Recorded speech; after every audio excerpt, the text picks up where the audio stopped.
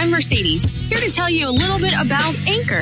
Anchor is the easiest way to make a podcast. Anchor gives you everything you need in one place for free, which you can use right from your phone or your computer. Creation tools allow you to record and edit your podcast so it sounds great. They'll distribute your podcast for you so it can be heard everywhere. Spotify, Apple Podcasts, Google Podcasts, and many more. You can easily make money from your podcast with no minimum listenership. Download the Anchor app or go to anchor.fm to get started.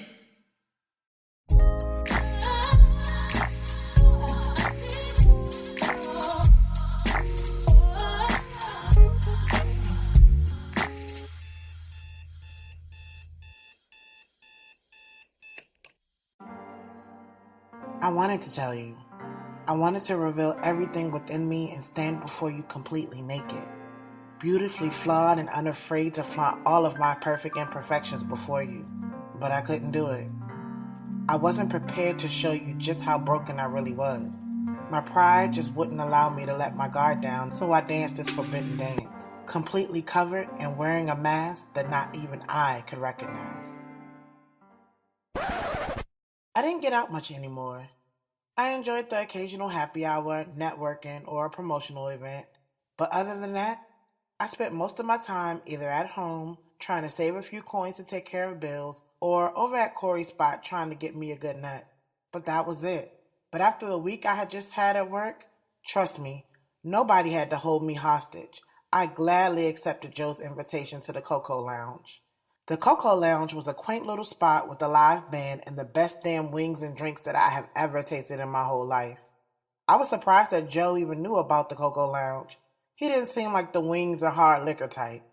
We were seated at a cozy little table for two in the corner of the lounge where we could really enjoy the ambiance. It was the evening, so they had very dim lighting with a few candles lit. Being there, sitting across from Joe, with him staring directly into my eyes, there was something kind of romantic about it. So what you know about the Cocoa Lounge? Listen, I'm not suit and tie all the time. I like to let my hair down too. The music here is incredible and the food is on point. No complaints from me. I love it here. I agree. I love a little hole in the wall. Those are always the dopest spots. Just didn't seem like your kind of spot, but I stand corrected. Yeah, you can't be putting me in a box, love.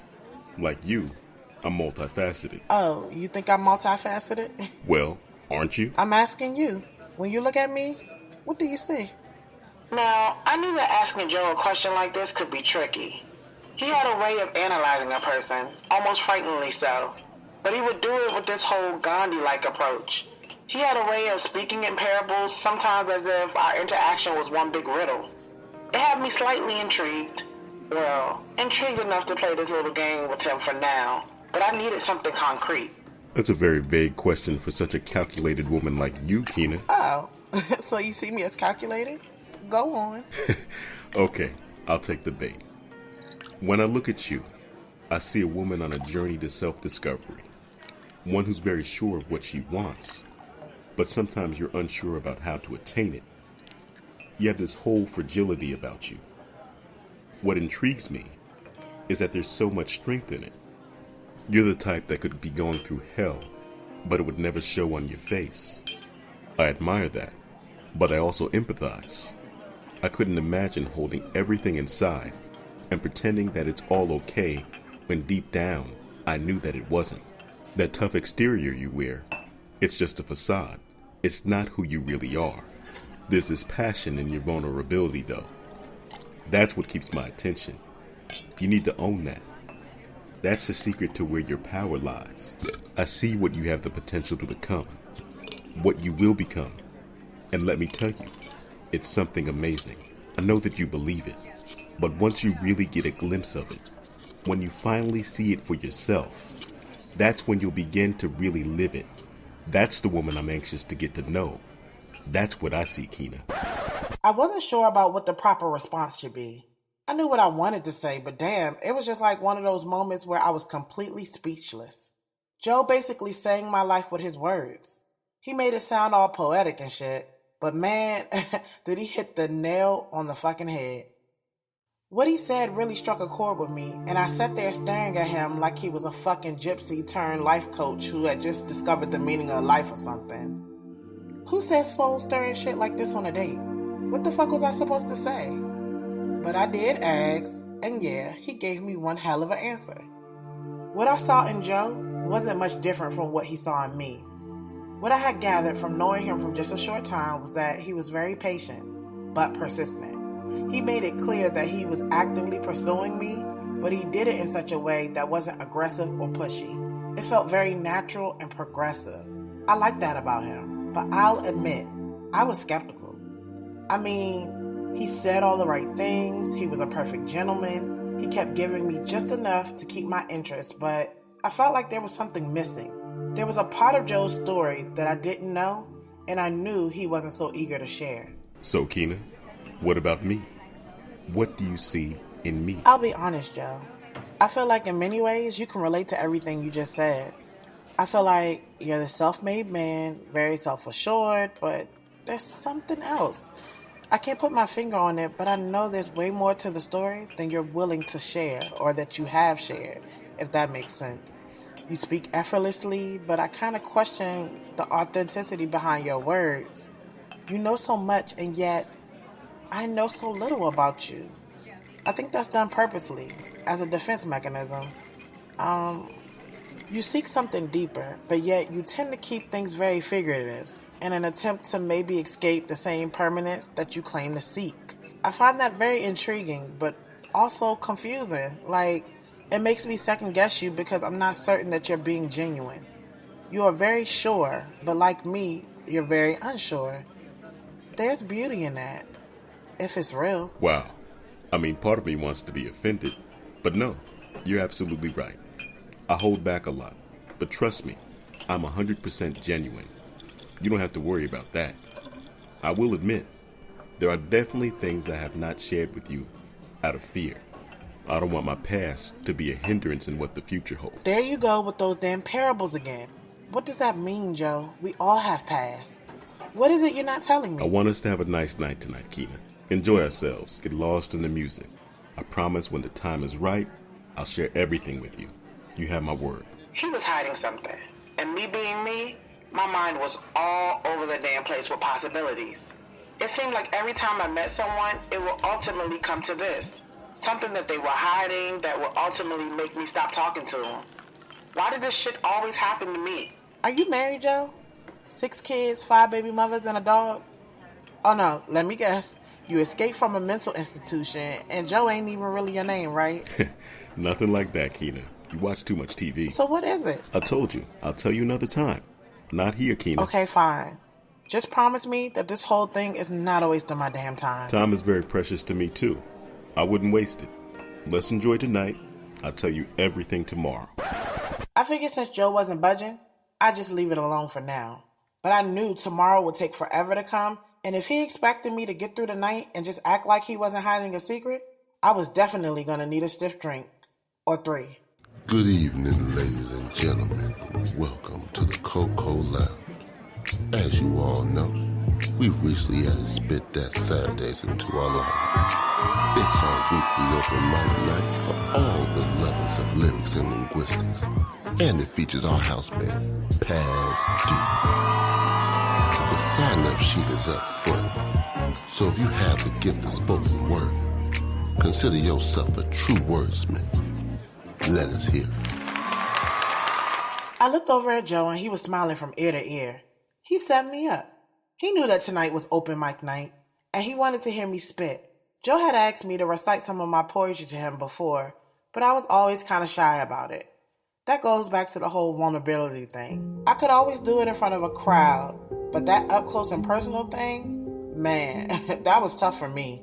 Up close meant that he would listen to every single word, follow every syllable, and mentally dissect it. That kind of scrutiny, I tended to stay away from it. But here, I had no excuse.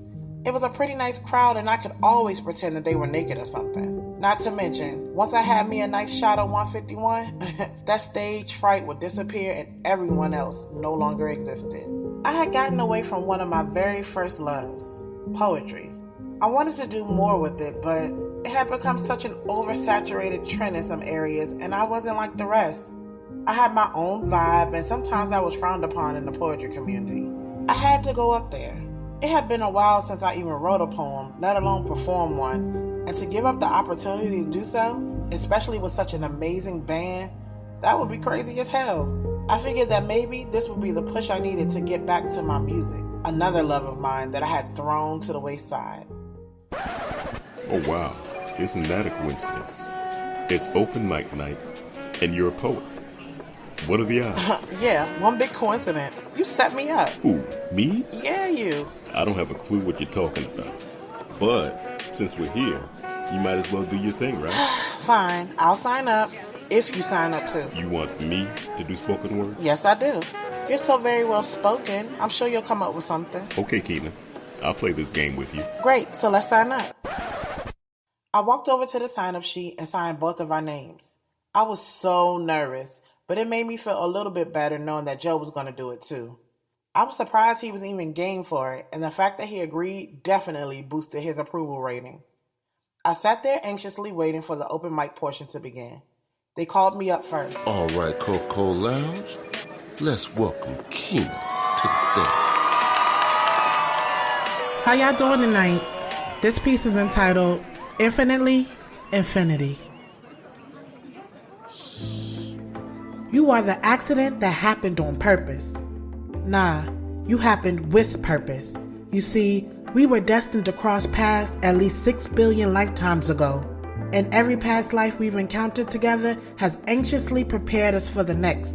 Motherfucker, I've been waiting on you. Through space and time and alternate dimensions, my spirit has followed you faithfully, patiently waiting for you to see me, right here.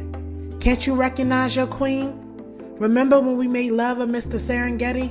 Or that time when we stood firmly planted on enemy lines, fighting side by side? I was the original ride or die. Don't you remember? Or are they simply distant memories deemed fictitious dreams? From strumming heartstrings to pulling heartstrings. Damn, you really don't remember me? Close your eyes and inhale me with your heart. As I invoke your inner king, the scent has to be familiar. Baby, I smell just like a forever love, so it's whatever love. This life or the next. But I'll always find my way back to you. Infinitely, infinity. 'Cause forever's forever, love.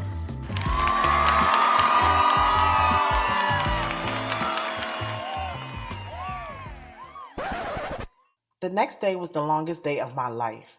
I swear I looked at my phone at least a dozen times waiting for Joe to call, text, hell. At that point, a damn smoke signal would have sufficed. We had an amazing time at the Coco Lounge, but I just couldn't shake the uneasiness I felt not knowing what Joe was holding back from me.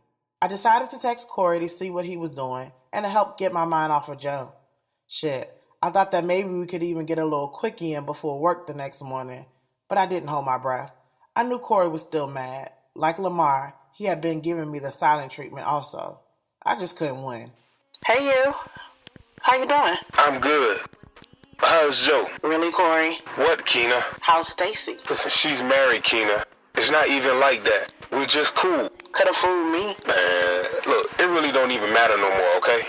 Stacy was our very married coworker. She and Corey had all of a sudden become besties now that he and I were no longer speaking. And according to Yanni, the two of them were awfully chummy with one another. Yeah, I was feeling some kind of way about it. But hey, he wasn't my man anymore, so he was exactly right. It didn't even matter. So, what's up?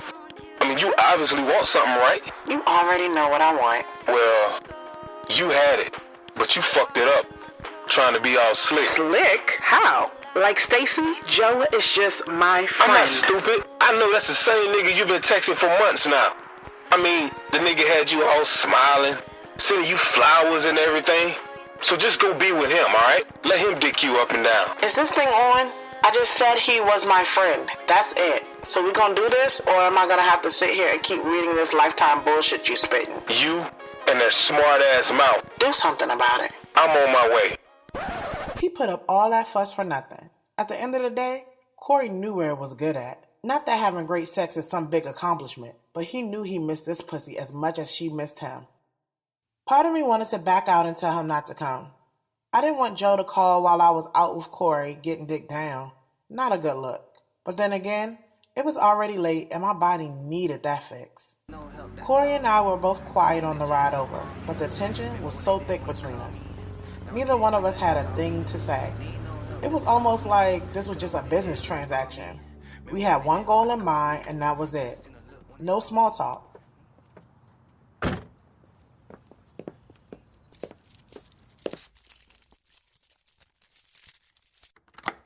When we finally made it back to Corey's spot, I took off my shoes and sat on the edge of his bed. He was standing over me undressing. He didn't say a word, but his eye contact was intense as fuck. I guess he thought he was going to be in charge because he pushed me down on the bed and started to undress me too. I allowed him to, but he didn't realize that tonight would be a little different than usual. Corey was normally very take charge and sexy aggressive, and I love that shit, but tonight, I had a little aggression of my own to release. Once he had undressed, he stood over me butt-ass naked. That dick was swinging in my face looking so chocolate and yummy, and I just had to indulge in a little taste of him. Come closer. All right. When I took him into my mouth, I knew all of that tough shit would go away. He was like putty in my hands. I loved having that kind of control over him. I licked and sucked all over the shaft of his dick, but the moment I slurped on that thick mushroom head, he went nuts. Damn, girl. You better suck this dick. I had him right where I wanted him. I put him down to the bed and mounted that dick before he had the chance to take charge. The way I was grinding on that dick let him know that I didn't come to play. He grabbed my hips, causing each stroke to go deeper. That's exactly why I couldn't leave him alone. I swear Corey had that magic dick. You missed this pussy, didn't you? Tell me you missed it. Nuh-uh. When he declined, that just made me grind on that dick even harder. Clenching his pussy around that dick, he didn't know what to do. I said, tell me. Ooh, damn, girl. Damn, yes. All right. Damn, I missed this pussy. Oh, so good. Before I knew it, Corey pulled me down to him. He gripped my hips and locked me in place so that he could take charge and pound all of that good dick into me. He started talking mad shit then. This is a good-ass pussy. This is my pussy, right? Whose pussy this is? Huh? Is this Joe's pussy? Huh? He been up in my pussy, girl? I asked you a question, Keena. He better have been up in my pussy, girl. Yeah, that's right. It's my pussy, girl. All mine. I was in the midst of busting a good nut when my damn phone rang. We both knew who it was. Corey flipped me over and started fucking this pussy from the back. He was going full-fledged and I was loving it. I mean, you need to answer that? Yeah, answer it. Let Joe hear how you get fucked real good. Go ahead. Let him hear you now. With all this good dick up in you now. Answer it. He was taunting me, but that shit just made my pussy even wetter. That rage from his jealousy made our sex that much more intense. That night, Corey fucked me like he had never fucked me before. It was intentional. As if to say, you ain't never gonna find no dick like this. He was probably right, but we both knew this shit was over. Afterwards, we both laid in bed silent as hell. Nobody wanted to say what needed to be said. Finally, Corey broke the silence. I guess he just needed to know. Do you like him? Who? Oh, I mean, he's cool. He's different. I wouldn't say liked. I'm intrigued. So, why didn't you just say that? I told you we should have never made this shit complicated, Corey. I didn't mention him because he wasn't important. But he's important now? I don't know, but I think I do owe it to myself to at least see what's there. I mean, you and I were strictly sex, and you kind of flipped the script on me during the time when I was getting to know him. So, you got in another relationship with me now, knowing you were digging somebody else. I mean, why would you do that to me, Keena? You gave me an ultimatum, Corey. What the fuck was I supposed to do? You were supposed to be honest. Speaking of honesty, what's up with you and Stacy? Oh, Lord. Don't start. Exactly. All of a sudden, y'all buddy-buddy? Explain that. Stacy and I are just friends, Keena.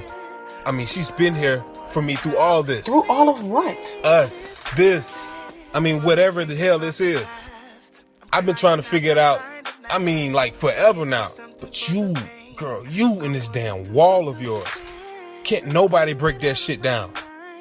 I mean, I got real deep feelings for you, Keena, but I don't even think you even realize that shit.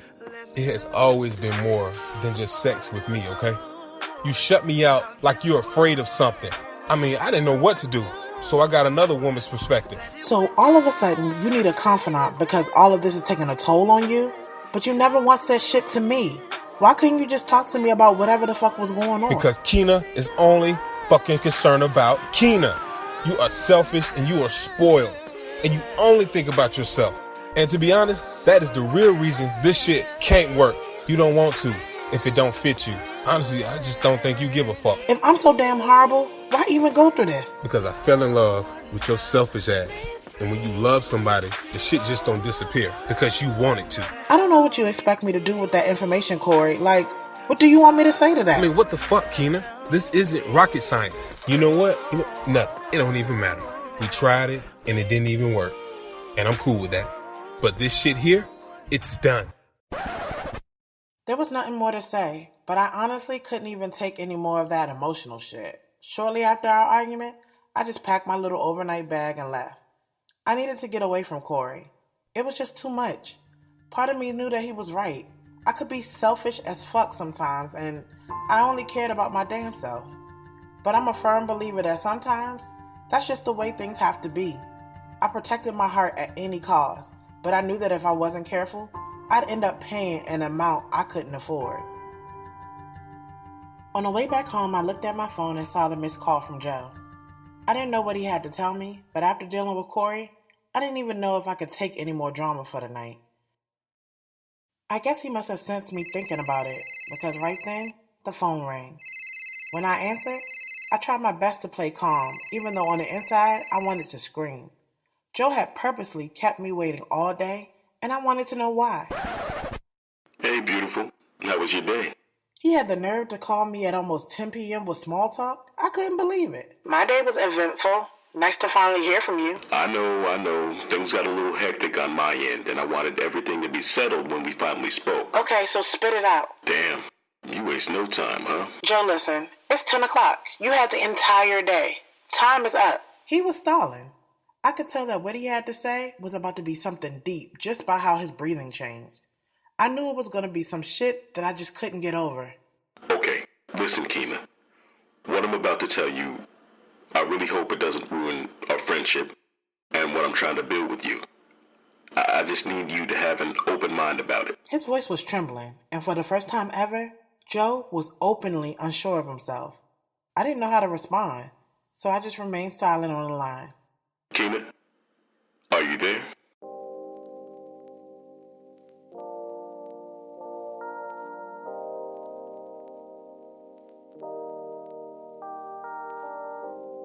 Thanks for listening to this week's episode. Past Due was created and executive produced by Experience J. Music and sound design by Experience J, Leo Zaruki, Gustav, and Gavin Luke. Podcast intro produced by Jonathan Gaither. Ad voiceover by Mercedes Lewis of My Promo Voice. Past Due was written by Experience J, starring Experience J, with an ensemble cast played by Zay Walker, Hubert Williams, and Belial Wright. Musical artists featured on this episode include Spring Gang, Catnip, Taylor Watts, Stonekeepers, and Xavier Rouzan.